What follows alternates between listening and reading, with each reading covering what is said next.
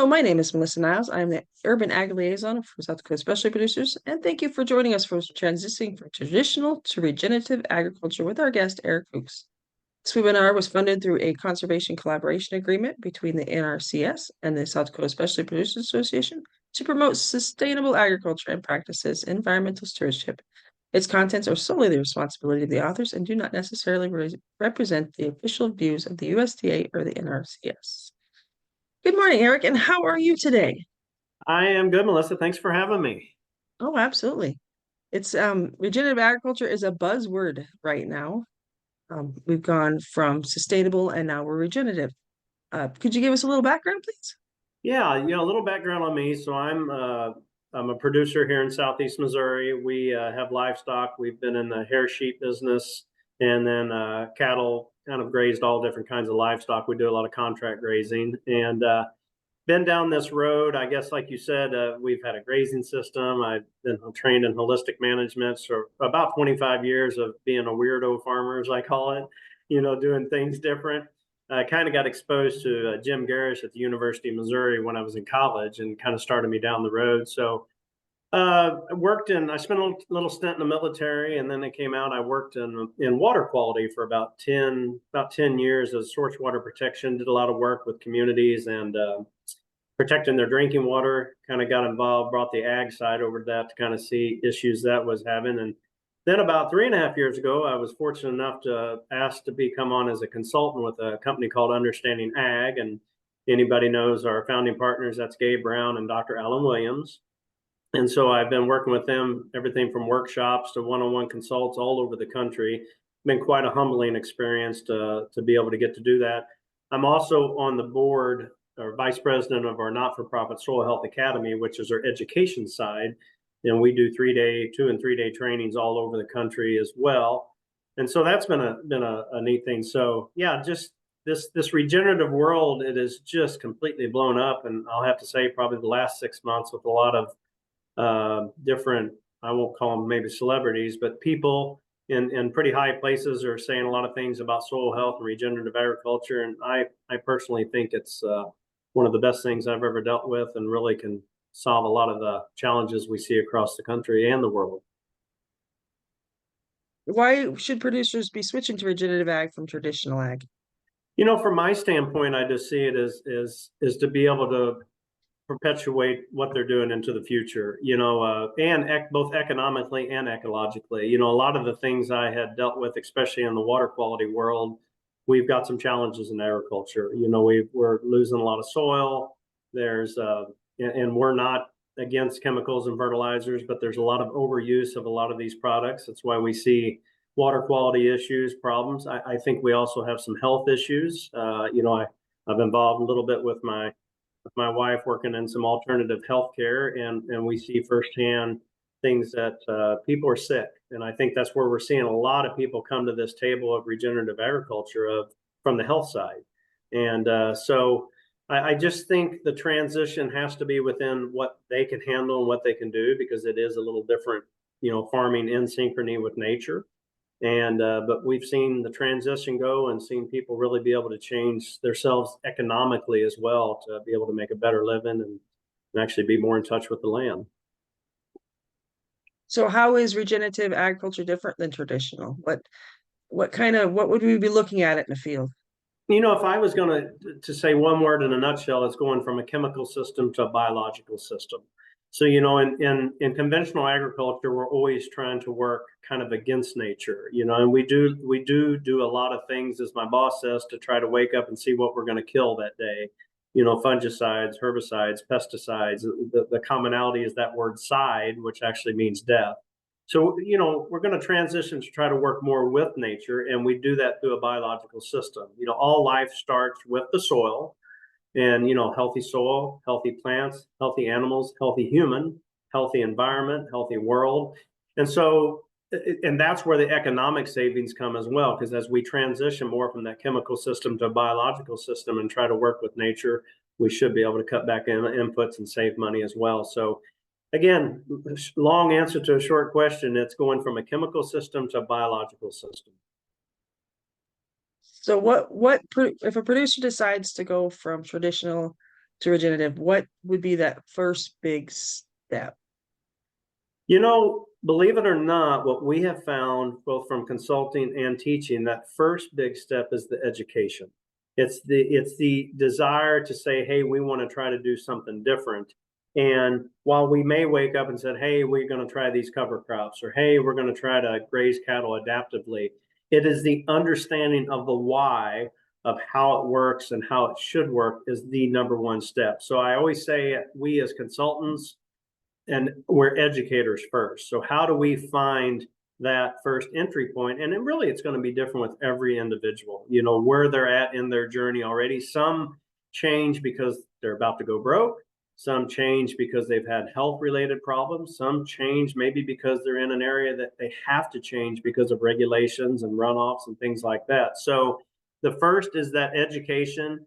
And then again, starting with, we always talk the 6 principles of soil health, and to start using those principles to then come in and start that transition.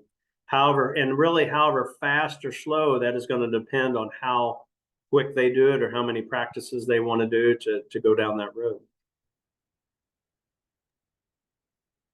Do you think all land can go into regenerative agriculture, or do we need certain land to stay back to traditional means? I think there is not a place that we can't work where the 6 principles themselves won't work. Any place in the world, hot, cold, dry, wet, no matter where it's at, these principles followed as such will work. So, there used to be a lot of back and forth. Hey, are we gonna, have less yields, or we're gonna have less income? And that is truly not the case. Now, again, this transition needs to be done on a gradient with what that producer can or cannot handle. But I don't think I know there's not a place that we can't transition to this, and I don't think there's a place that actually we shouldn't do it. So what are the biggest challenges if you're going to switch? Really, the challenges are the status quo, what we've always done. And I always joke that, I got a soils degree from the University of Missouri, and I've had to spend another 25 years trying to unlearn what I've learned in college when it comes to the regenerative path. So a big part of it is trying to get rid of those paradigms, trying to get rid of those things that we already know this is how it's done. We were taught this is how it's done. This is the right way. And honestly, regenerative ag is more of a thinking man's game. It's more of a management game, and we've got a lot of tools in agriculture now that's kind of taken that away. Both in chemicals and sprays, and then in pharmaceutical use and livestock is kind of taken away from that animal husbandry or agronomic skills. So that's the hardest thing is to come over those paradigms or get over those. We've always done it this way, and we've always been taught this way. I mean, and it's truly, we're taught that way from the university system on up, and we have to kind of first know that we don't know. Yeah, I'm an old ag teacher from high school, and yeah, even in high school, we're taught, the traditional ways of doing things. So I can see that being And interesting, if we can go down the rabbit hole just a little bit, we ended up doing a booth at the National FFA conference. And it's very interesting because there's a huge percentage of both the teachers and the students that have no ag background now. I'm kind of excited about that. I would say it's probably in the range of 70 to 75%. And we did some basic soil health demonstrations there where we would ask students, which is the best soil, the one on the left or the one on the right? And honestly, the correct answers came more from the non-ag students than it did from the ag students. And it was actually quite interesting, what we could extrapolate out of that. But it was just, observations that we saw asking different ones. So it was quite interesting. And like you said, so we're always trained a certain way and know a certain ways work. And so to be told and operate that for many years and say, okay, well, I'm not saying what you did was wrong, but maybe there's a better way to do it, or maybe more regenerative, sustainable way to do it. sure there's a lot of challenge to the son taking over the farm, and dad does one thing and the son is like, well, let's go this way. I can see that being another Yes. challenge for them. Yeah, and we have seen that for years. Dad doing something a certain way, and then kid come back from college and wants to change the whole thing. And it's really neat. Sometimes you see the dad pushing the kids, and sometimes you see the kids pushing the dad. What I've noticed is, I work with folks that from 20 to 85. There's a lot of different reasons people have made the transitions. It's kind of like I compare it to an iPhone. You see some really people up in their age that are using an iPhone and texting and using Facebook just like young kids. So it does not seem to be so much age specific, but it does absolutely create some challenges of, in order for an operation to move down certain roads, you have to have both on the same sheet of music and want to make this transition. So if I was going to start transitioning my traditional 100 acres, what would I be looking at changing? Would I be like my pastures and my shelter belts? Of course, it's going to depend whether it's row crop or pasture, grazing land, or both. But again, the first thing is the biology. Most places, let's say we're going to start with a row crop type operation. The first thing we introduce is some diversity, some cover crops. Some places want to do cover crops because of wind or water erosion. Others want to do it to try to create some of their own grazing or maybe create some fertility. But the biggest thing we want to do based off those principles is we want to create some diversity. We want to create some armor on the soil.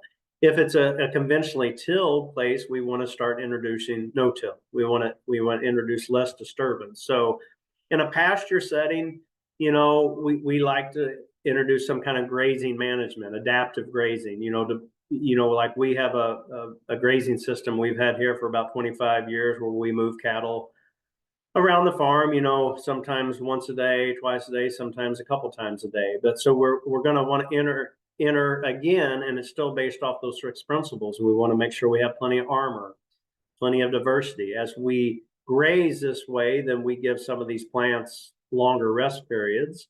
Longer rest periods is going to allow more diversity come in, which in turn will allow more forage overall grown. Longer rest periods, we're going to have higher growth. We're going to be able to capture more more rain.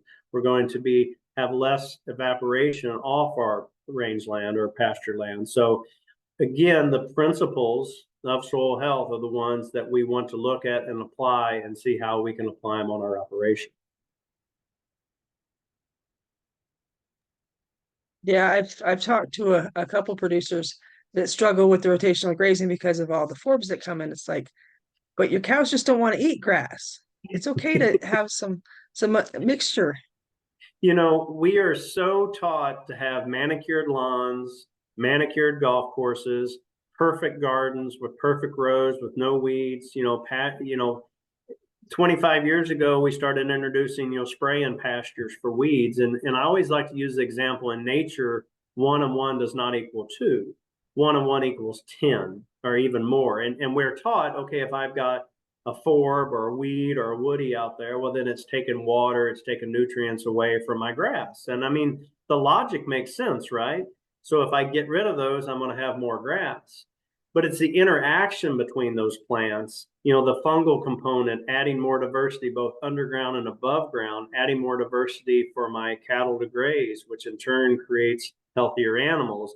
But we have to sometimes change the way we see things. And I use the example of my wife. She can walk into a pasture that's probably what I would consider having a few too many weeds, and she's looking at the pollinators and look at the insects, and all that has sway. But again, she can look at it different from me, where sometimes I'm like, well, there's just a weed, I need to get rid of that.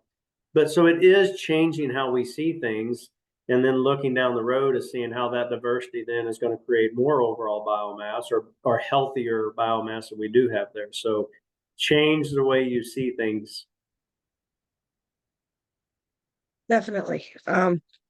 So we have the biological factor coming in. We're working on our soil health. We're thinking about rotational grazing, some cover crops.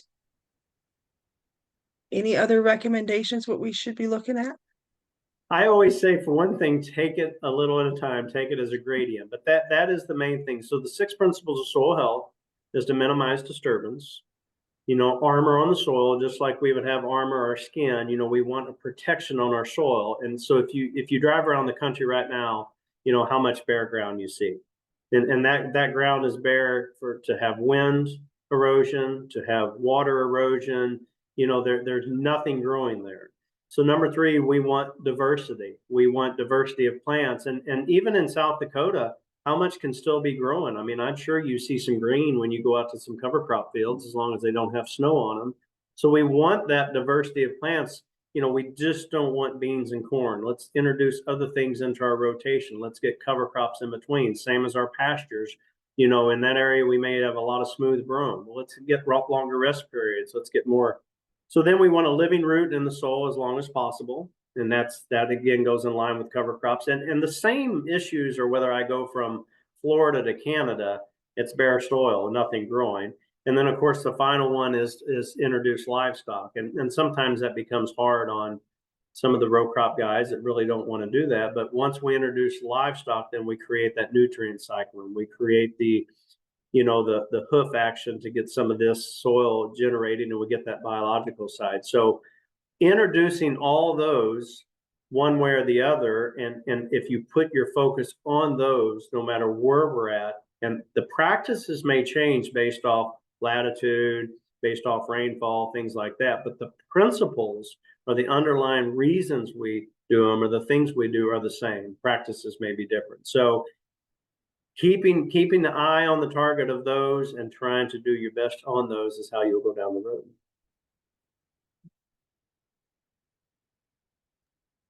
Very cool. Very cool. Yeah, we do have our South Dakota Soil Health Conference coming up in end of January, so I certainly would recommend people attend that. We have a webinar coming up on rotational grazing with Daniel Salatin in January. Okay. So yeah, that will be another good way to try and promote these ideas. I don't know. I haven't seen any. If anybody has any questions, I welcome you to chime in. Let's see who we've got on here. Yeah, just and these principles, these things we're doing. We work with gardeners from a half an acre to folks with 10,000 acres or however much. These principles the same. It's the same way with our garden. We used to see folks, when we grow a garden and we'd mulch in between the rows, or we put lawn clippings and stuff like that. It's the same principles we're working with no matter what. So that's probably the biggest questions or the biggest challenges. Well, it's dry here, or we get colder here, or it's too wet here, or we're too hot here. And so we've got consultants that work all over the country, and it's really neat seeing areas like one of our consultants, Fernando, who's actually in the desert of Mexico, gets 2 or 3 inches of rain a year. And based off his grazing management, he's still able to graze livestock, create diversity, things that he can do. And, in that instance, is everything he's doing is trying to get ready to capture that water once it comes. Same thing in South Dakota. You guys have had some pretty challenging years with rainfall, but what happens when we get 2 or 3 inches and you see puddles, you see it running off? And so a lot of this does become about the water cycle. We get 40 to 45 inches of rain, and we will end up being in a drought within 2 weeks as well, because we don't capture rainfall anymore. And if we're able to capture some, because of bare ground, because of overgrazed pastures, because of poor management, we then don't keep that. So you kind of see, as you look around the country, this boom and bust of drought, flood. Those are created conditions. They're created by our management and a change in management. We don't have such peaks and valleys anymore. We're able to kind of keep those level and be able to manage around them based off how we manage our own operation. Oh yeah, you can see that with the biodiverse farms, or even I'm in the southwest part of South Dakota, and we're very arid. Yes. You can certainly see people that are really working on their soil health compared to the farmer that's just, or the producer that's just letting it go, or landowners. We do have a lot of people moving to South Dakota and buying small acreages and then treating them like they're still in town where they have the big yards. Yeah. So we're working on trying to get some more urban ag and those people and trying working with them on that. I think the urban ag is just about as exciting as it can be too, because I mean, a well-managed small area can sure grow a lot of food and grow a lot of, produce or small scale chickens, pigs, cattle, stuff like that, So it is neat to see how many people are coming back to agriculture right now. Like I said, we get a lot of people reach out to us that have, like you said, recently bought land, have never been on the land. What do we need to do? And it's when you see them start right down the regenerative path and not to conventional, it's kind of neat to be on because they don't have to relearn anything. They don't have to. It's just easier to kind of to have that focus and that path with them because they know they don't know. We thought we knew when we started, and we had to unlearn and finally figure out to know we don't know. And so it's just neat working with folks like that and seeing the path that some of them are taking, and we're seeing a lot of that around the country. Yes, very cool. Very cool. Well, I'm not sure if I don't see any questions, so Quite all right. We can continue to talk or ask questions or pick topics. If you do have a minute, we do have. I'm going to put a little plug in. We do have we have a three-legged stool in what I say our group. We have Soil Health Academy, which is our not-for-profit side. That's our training. We have Understanding Ag, that is our consultant side, or paid. And then we actually have a third tier called Regenerative. Now it's off to itself as a standalone, but that is a regenerative certification because we were really seeing a lot of folks come out and saying, okay, what is regenerative? How do we get certified? Probably the biggest growing portion of our overall group of companies that it's really been interesting. We're working in countries all over the world right now for certifications. Gabe and company just got back from visiting with King Charles over in the UK. A lot of industry is very interested in various reasons to go down the regenerative path. And honestly, it's probably a two-part, the carbon thing, whether we like it or not, that's a realistic thing. And a lot of from economic, the consumer is saying we want something different. There is a lot of push on where our food is grown, how it's grown, and a big push from consumers to come out and say we want something different. And I think that's a good thing. We've also seen it from the education side of Soil Health Academies. We're going to try to hold some academies this year that are going to be food-based, some that are going to be healthcare-based. And so while we always, our main goal is to educate farmers and ranchers, we actually want to educate consumers. We want to educate regulators.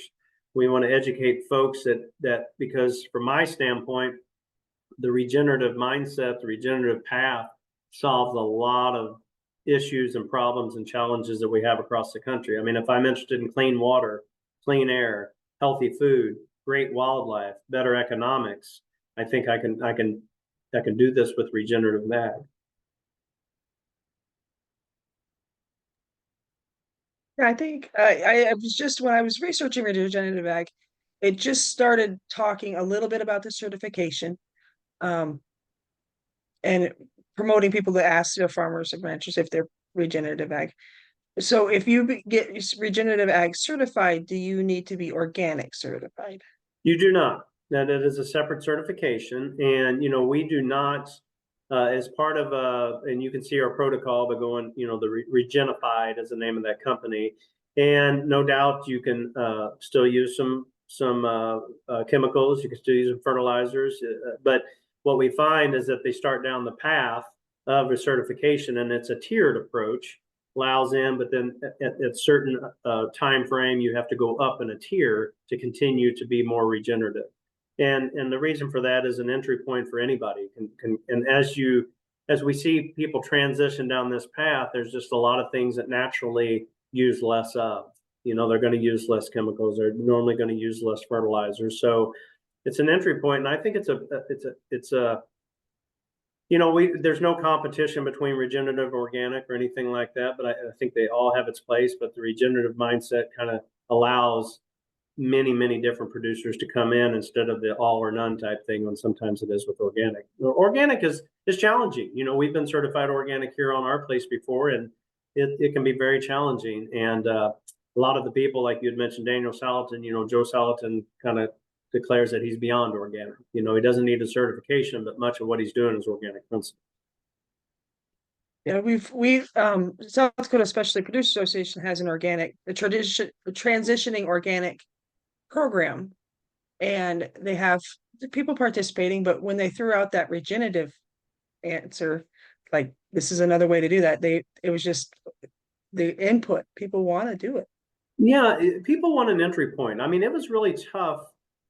I know organic does have the transition and everything, but sometimes we don't use chemicals in our place, but sometimes mistakes happen, life happens, things happen, and you want to be able to come back, do something to stop the pain, stop the bleeding, whatever, and then hit reset and say, okay, well, what can I change in my management to keep that from happening again?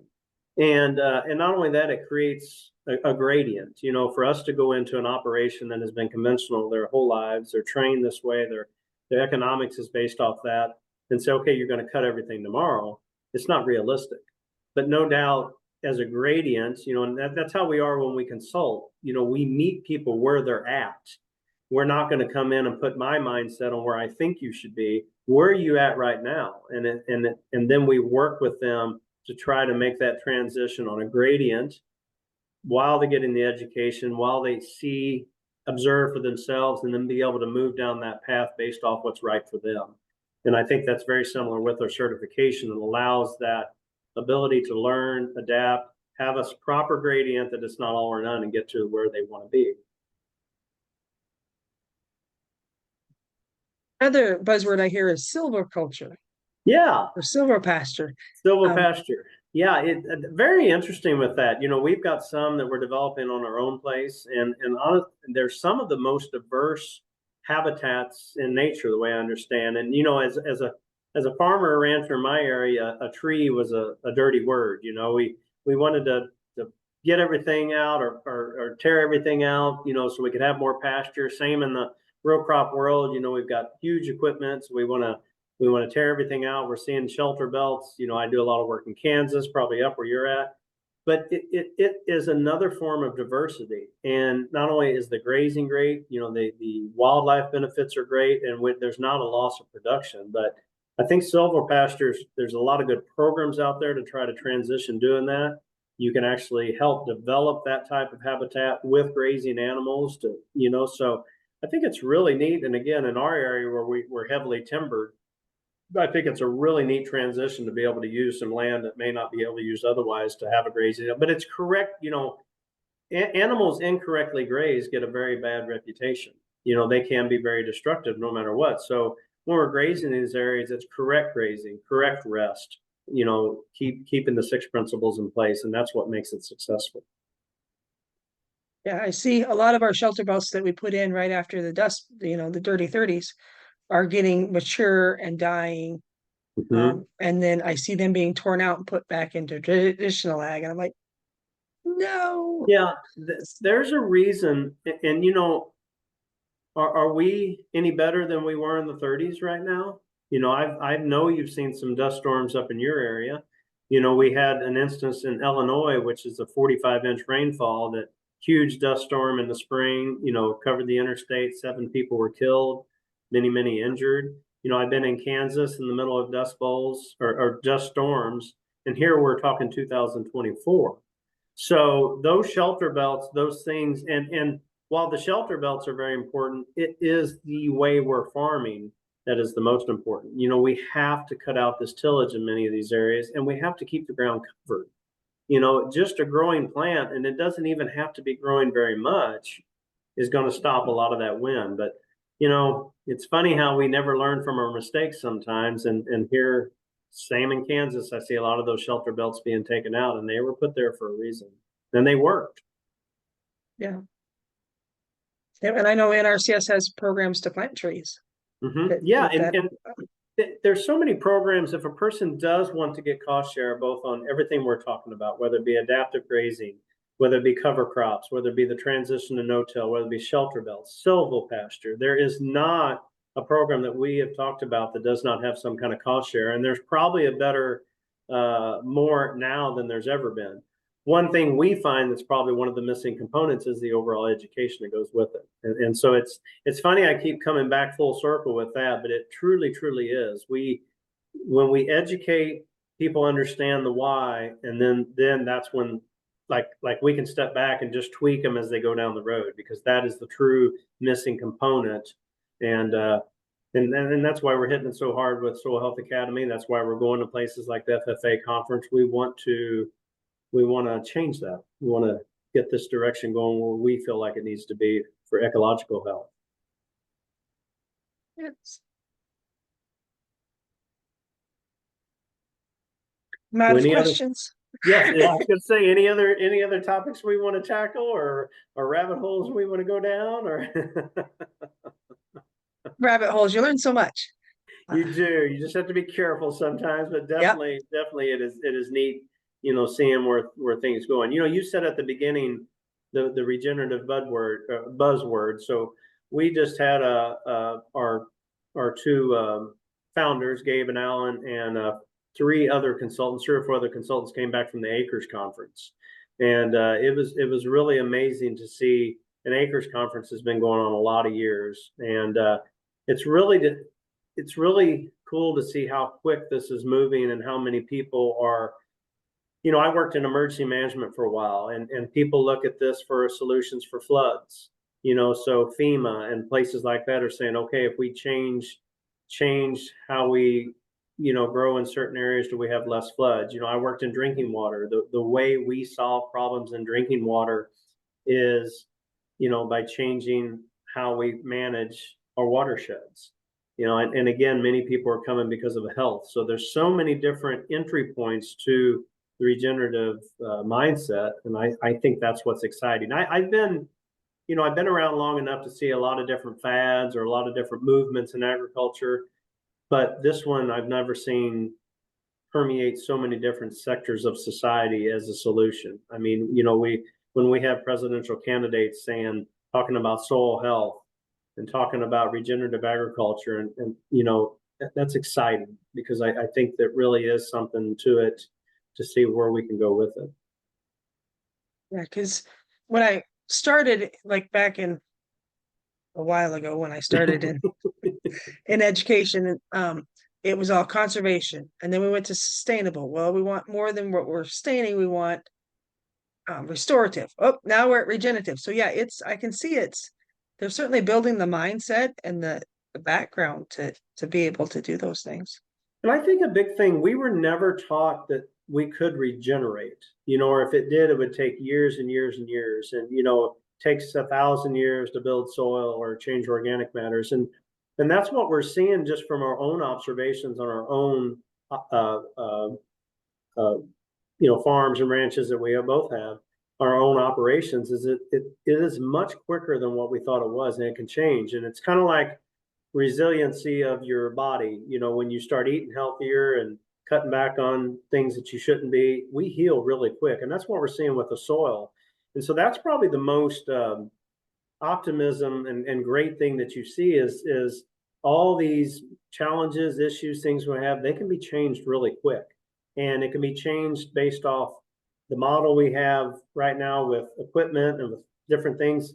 It's just a matter of changing our mindset. And then even economically, I think we can be better in the long run. So it is neat seeing operations that see immediate change, within a year, just for planting some cover crops or taking their pastures and breaking it up into bigger areas and stuff. We just see changes immediately, because there's a lot of challenges in agriculture right now. And so we need a bright light in that to see what we can really do. And all these, while the problems may seem outside of agriculture, like health or water quality, they're all going to be solved by the producer. And so I consider and say, on one hand, that agriculture is what's causing a lot of drinking water issues. I saw that in my job. I saw that around the country. But I could also say unequivocally that that's who's going to solve the issues too. And that's who we need to solve the issues. So it's really makes you optimistic about the future and about where we're going and about the growth we see and the people we are hearing us.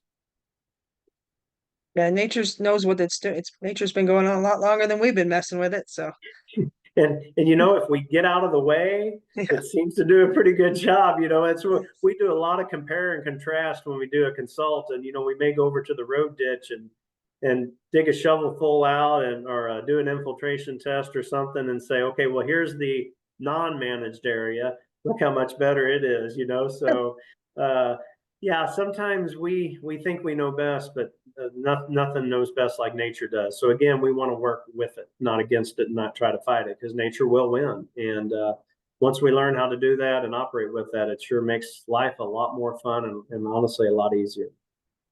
Yeah, it's better to work with it than fight it the entire time. Absolutely. 100% agree. Yes.